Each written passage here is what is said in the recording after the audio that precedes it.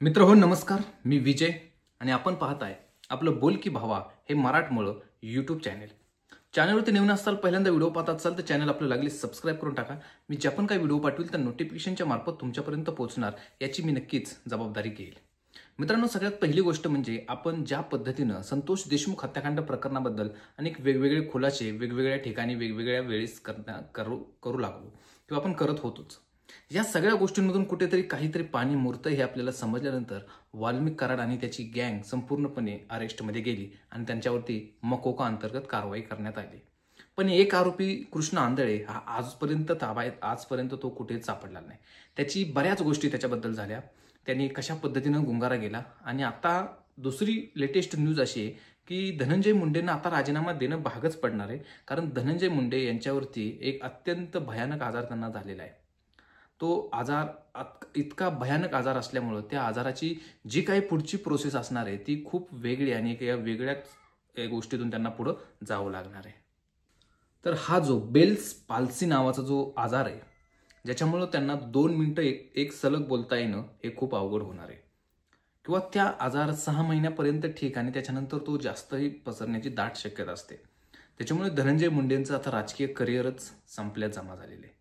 मित्रांनो, या सगळ्या गोष्टींवरतीच आपण पुढच्या 5 मिनिटांमध्ये बोलणार आहोत। तर नमस्कार, मी विजय आणि आपण पाहताय बोल की भावा।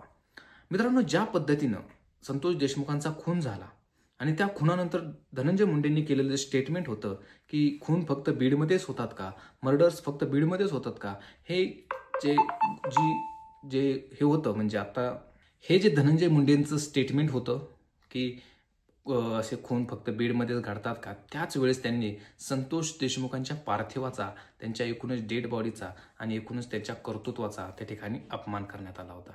आणि अपमानाची परतफेड म्हणूनच की काय, धनंजय मुंडेंना लगेचच त्यांच्या कर्माची फळं भोगायला लागली असं बोलणारा एक वर्ग आहे। शेवटी मित्रांनो, आजार हे आजार असतात। खरं तर आजार हे कोणाच्याच पाठीमागं नसावेत, दवाखाना हा कोणाच्याही पाठीशी नसावा, त्याला नेहमीच काम करण्याची उमेद असावी असं प्रत्येकालाच वाटतं आणि वाटलंच पाहिजे। परंतु परिस्थिती आणि काही गोष्टी अशा घडून येतात की ज्याच्यामुळे तुम्हाला या गोष्टींवरती मात करावीच लागते।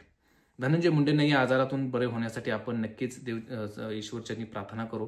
परंतु हे सगळं का घडलं, या सगळ्या गोष्टी का झाल्या? म्हणतो ना आपण की जोपर्यंत पायली भरत नाही, आदुली भरत नाही तोपर्यंत काही नाही, एकदा भरायला लागली की ती सांडत जाते। असंच काहीतरी धनंजय मुंडेंच्या बाबतीत झालं। त्यांनी ही जी पाळलेले गुंड होते किंवा त्यांनी ही जी काही तयार केलेली बीडची एक गुन्हेगारी होती, ती गुन्हेगारी इतकी उफाळून आली की त्यांनी एका सरपंचाचा खून केला आणि त्या संतोष देशमुखांच्या खुनामुळं त्या ठिकाणी धनंजय मुंडेंचं राजकीय करिअरच अस्तित्वच धोक्यात आलं। त्यांच्या डोळ्याचं ऑपरेशन झालं। खरं तर इतक्या तरुण वयात डोळ्याचं ऑपरेशन होणं म्हणजे खूप मोठी त्यांच्यासाठी गोष्ट होती। त्याच पाठीमागे त्यांचा एकदा ॲक्सिडेंट सुद्धा झाला होता, सो त्याच्यामुळे काही मार त्यांना लागला होता।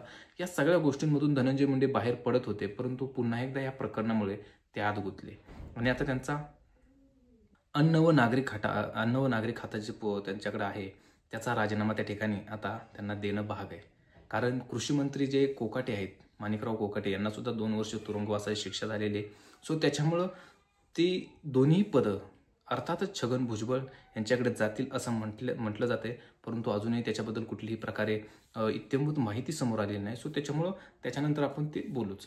पण कृष्ण आंधळेचं फरारी होणं आणि त्या ठिकाणी वाल्मिक कराडची बी टीम एक गँग तयार करणं, या सगळ्या गोष्टी खूप काही सांगून जाणार आहेत।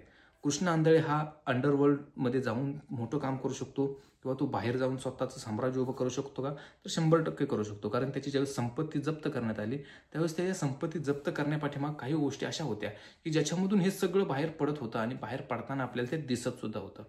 एक गोष्ट सांगायची झाली तर वाल्मिक कराड हा म्हणजे जेलमध्ये राहून सुद्धा अनेक गोष्टी हँडल करू शकतो, तसाच हा कृष्ण आंधळे बाहेर राहून सुद्धा तिथलं राजकारण, तितकं गुन्हेगारीकरण हे कमी अधिक प्रमाणात वाढवू शकतो। या सगळ्या गोष्टी आपण ज्यावेळेस पाहणार आहोत त्यावेळेस कुठेतरी आपल्याला ह्या गोष्टींबद्दल काहीतरी समोर येताना दिसणार आहे। पण मित्रांनो, धनंजय मुंडेंचा हा जो राजीनामा आहे तो आता फिक्स झालेला आहे, कारण राजीनामा आता मुळात त्यांना काम करण्याची इच्छाच राहिलेली नाही किंवा ते काम करू शकतील असंही काय नाही, कारण भरपूर गोष्टींमधून त्यांना वेढले गेलेले आहे। कृषी खातं महाराष्ट्राला खरंच आता कोणालाच ते कृषी खातं नको असेल असं झालेलं आहे, कारण कृषी खातं घेतल्यानंतर अनेकांचे घोटाळे बाहेर आले, अनेकांची करिअर संपली। असंच काहीतरी यांच्या बाबतीत झालं। ज्या धनंजय मुंडेंकडे कृषी खातं आलं आणि त्यांनी त्यांच्या भोवती हे सगळं जे भ्रष्टाचाराचं गारड उभं राहिलं आणि त्याच्यामुळं धनंजय मुंडेंना जो आता एक आजार झाला त्या आजारावर त्यांना मात करावं लागणार आहे. खूप काही त्यांच्यासमोर मांडले गेलेले. आता ह्या सगळ्या गोष्टींमधून धनंजय मुंडे कशी सावरतील हे बघण्यास थोडं आपल्याला आश्चर्याचं ठरणार आहे. कारण धनंजय मुंडे एक लढवय्ये नेते आहेत तर आहेतच, ते करतील पुढे. परंतु म्हणतात ना की केलेल्या कर्माची फळं भोगल्याशिवाय देव आपल्याला सुटका देत नाही, तसंच काहीतरी.